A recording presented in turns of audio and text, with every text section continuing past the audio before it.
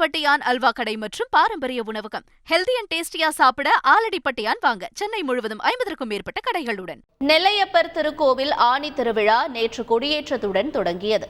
திருவிழாவின் முதல் நாளையொட்டி சுவாமி நெல்லையப்பர் காந்திமதி அம்பாள் தங்க பூங்கோவில் சப்பரத்தில் சிறப்பு அலங்காரத்தில் எழுந்தருளினார்.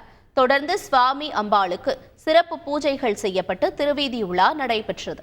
இதில் ஆயிரக்கணக்கான பக்தர்கள் கலந்து கொண்டு சுவாமி தரிசனம் செய்தனர்.